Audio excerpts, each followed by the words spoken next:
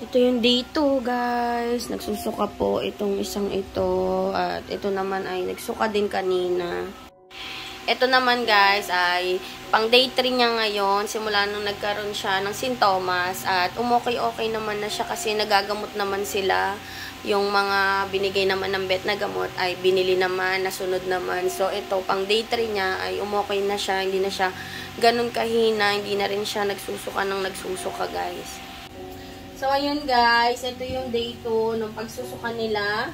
Simula nung nagkaroon sila ng sintomas at wala pa rin talaga silang gana kumain. Pero, for sure naman na magiging okay ang baby ko, no?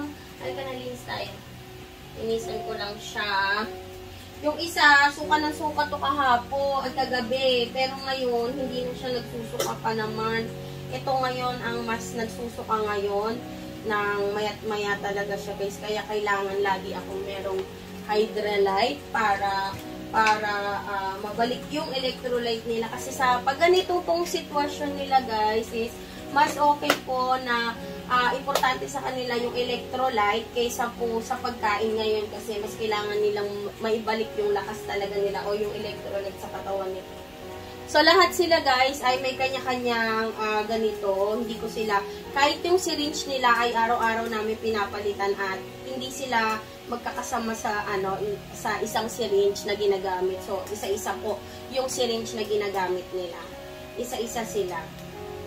Anak, inom na tayo ng gamo, ay ng kasi nagsuka ikaw. Napaka-importante, guys, na lalo na pag nagsusuka po sila, kailangan po ay ibalik po natin agad yung naisuka nila. So, pag every time na nagsusuka, pinapainom po agad ng Hydralyte para maibalik yung naisuka nila. And every, talaga guys, ay pinupunasan ko, nililinis ko, sinasanitize ko yung pinagsukahan niya para hindi magstay yung virus sa kanila.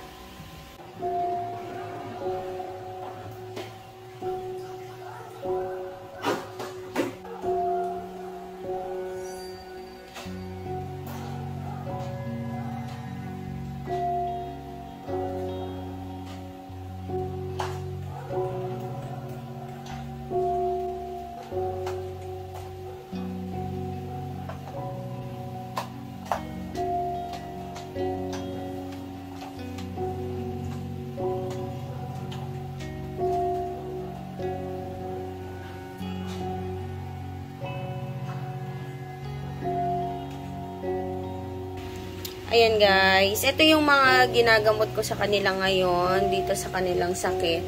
At ganito din yung pinapakain ko sa kanila. Pero wala pa kasi silang gana, pero naka-recovery food sila ngayon para talagang bumalik muna yung mga lakas ng mga fur babies na to.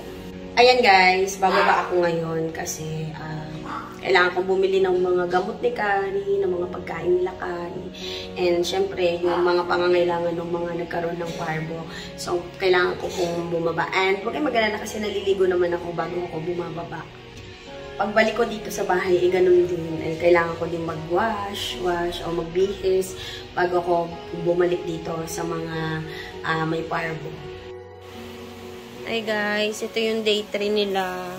Ayan, uminom ng water. Si Ngoy-Ngoy ng konti, pero uminom na siya. Ayan, sana yung isa din ay uminom na.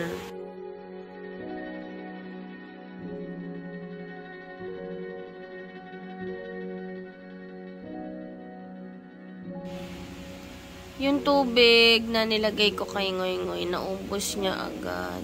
Naubos niya pala.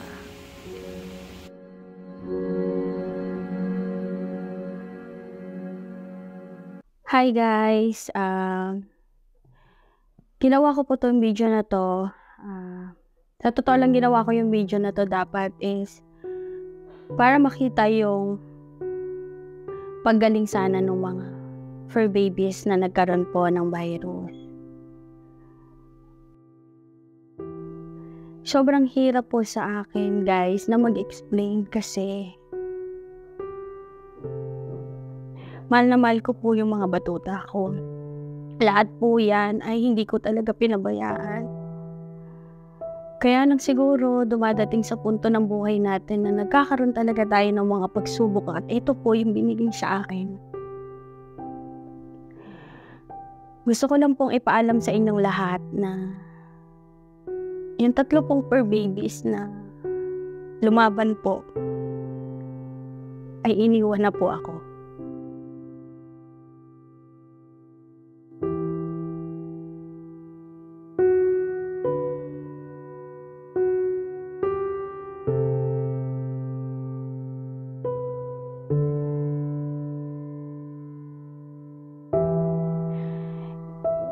Hindi po nila nakayanan.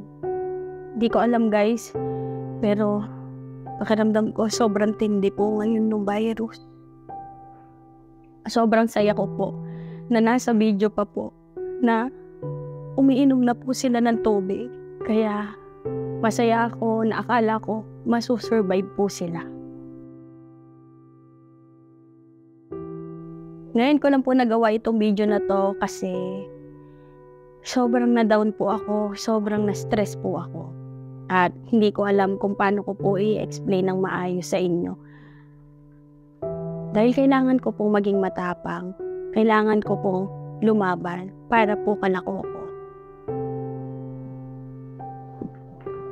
Si Pochi, si Ngoy-Ngoy, at si Pink po ay nawala na po sa akin at sobra pong nakakalungkot. Sabi ko gusto ko mag-explain sa inyo nang hindi ako umiiyak kasi gusto ko maging matap. Pero napakahit pa rin po. Siguro po nagkulang ako, ang pagkakamali ko po. Sa sobrang pagmamahal ko po sa kanila. Tama po kayo. Overcrowded po na sila. Madami na po sila masyado. Siguro po. Kasi sa totoo lang guys, ito pong mga fur babies na to ay meron po dapat silang may-ari na. Pero hindi po sila kinuha. Kaya kinip ko na lang po sila.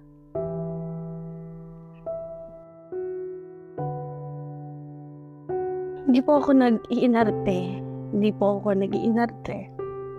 Gaya ng iba na sinasabi. Bilang isang fur parent at dakilang fur parent,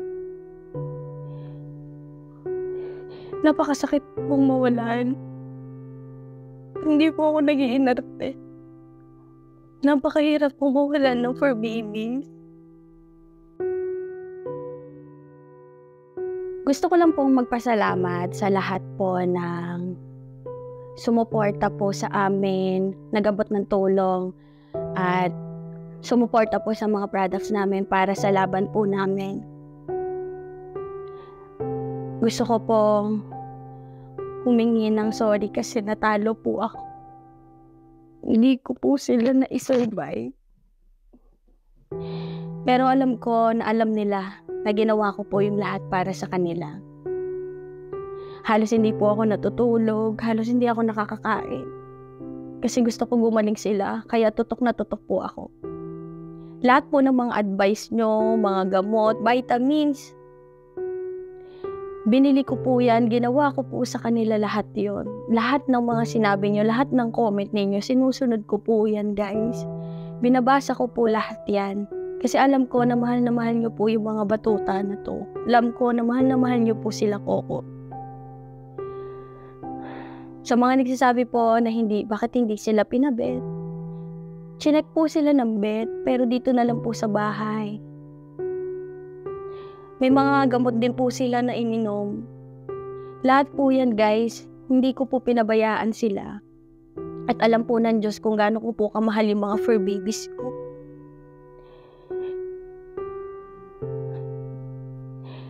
Alam ng Diyos na hindi ko po sila pinabayaan. Lahat sila. Kasi sila po yung buhay ko. Sila yung araw-araw kong kasama.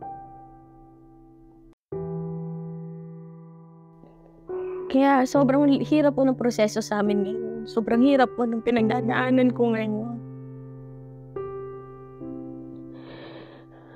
Pero kailangan ko po maging matapang para kalako ko. Kailangan ko po maging malakas para po sa mga ibang fur babies. Alam ko po na ginagabayan ako nila ngayon. Alam ko na binabantayan nila ako ngayon.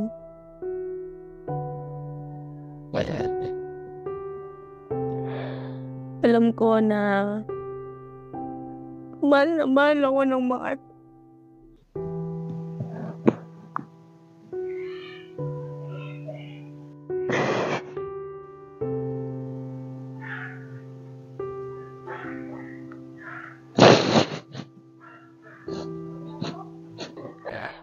Maraming salamat po sa pagmamahal niyo at suporta niyo anak ko.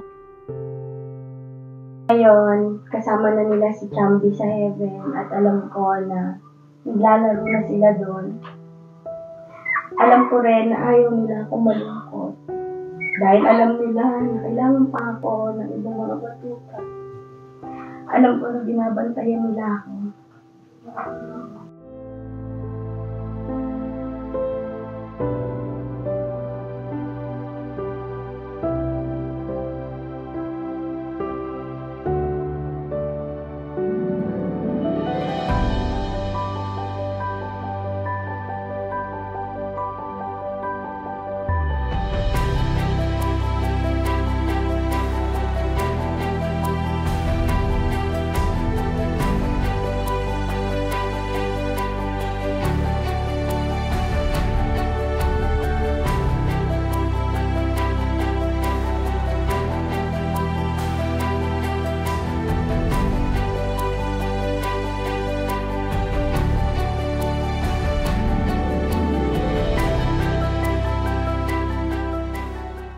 Gusto ko lang ulit magpasalamat sa inyong lahat ng sumusuporta at nagmamahal sa amin.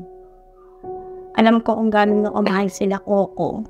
Kaya maraming salamat po sa inyong lahat.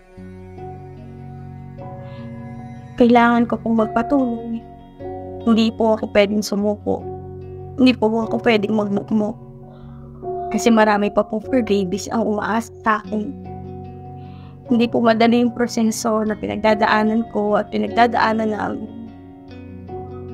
Pero alam ko na malalagpasin din namin lahat ng ito. Alam ko na pagsubok lang to lahat para sa amin. At alam ko na balang araw, magiging okay din ang lahat sa amin.